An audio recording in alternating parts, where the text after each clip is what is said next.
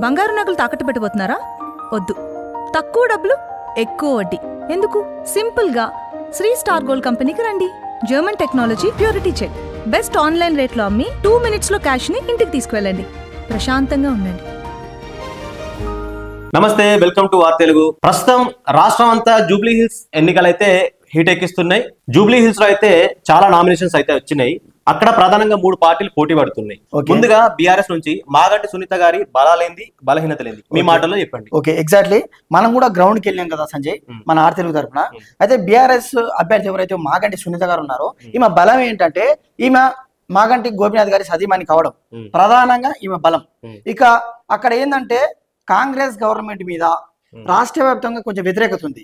అంటే వచ్చి 2 సంవత్సరాలు కూడా అయింది, వాళ్ళు ఇచ్చిన హామీలు నెరవేర్చలేదు. కాబట్టి మాక్సిమం ప్రజలు ఏమనుకుంటున్నారు, బీఆర్ఎస్ వైపు మొగ్గు చూద్దాం అనుకుంటున్నారు. ఇది కూడా మాగంటి సునీతకు ఒక బలం అనుకోవచ్చు. ఇంకొక ప్రధాన బలం ఏంటంటే జూబ్లీ హిల్స్ లో ఆంధ్ర సిటిజన్స్ ఎక్కువ ఉన్నారు. ఈ మాగంటి గోపీనాథ్ గారి బ్యాక్గ్రౌండ్ ఏదైతే ఉందో, వారి నేపథ్యం ఆంధ్ర వాళ్ళు కాబట్టి ఇది కూడా ఒక బలం అని చెప్పుకోవచ్చు. ఆయన అక్కడ నుంచి ఇక్కడికి వచ్చి వలస వచ్చిండు. ఇది మాత్రమే కాదు, 2014, 2018, 2023 వరుసగా హ్యాట్రిక్ అక్కడ గెలిచింది ఎవరంటే కూడా మాగంటి గోపీనాథ్ గారే. సో అంటే ఆయన డెవలప్ చేస్తాడు, ఆయన మీద ప్రజలకు ఇంత ఆదరణ, అభిమానం ఉన్నాయి. కాబట్టి ఇవన్నీ మాగంటి సునీత గారికి, బీఆర్ఎస్ కు బలాలుగా అని చెప్పుకోవచ్చు అనేది ఇక్కడ క్లియర్ గా అర్థమవుతుంది. బలాలు అయితే చెప్పారు కళ్యాణ్. ఓకే, మరి బలహీనతలు ఏంటి? యాక్చువల్లీ ఈ మాగంటి సునీత అనే వ్యక్తి ఎప్పుడు కూడా క్రియాశీలకంగా రాజకీయాల్లో లేదు. కాబట్టి ఇది బలహీనత అని చెప్పుకోవచ్చు. అంటే నెపోటిజం ని ఎంకరేజ్ చేసినట్టు, అంటే కుటుంబ పాలనను ఎంకరేజ్ చేసినట్టు ఉంటుంది.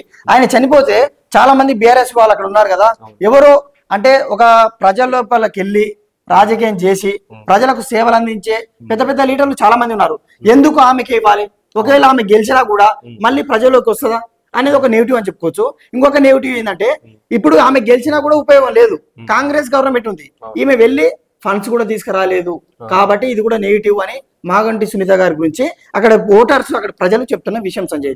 సో ఇవి మాగంటి సునీత గారి బలాలు, బలహీనతలు. కళ్యాణ్, సో కళ్యాణ్ మాటల్లో విన్నారు కదా. ఇప్పుడు జూబ్లీ హిల్స్ ఎన్నికల్లో ఎవరు గెలవబోతున్నారని మీరైతే అనుకుంటున్నారో కామెంట్స్ రూపంలో తెలియజేయండి.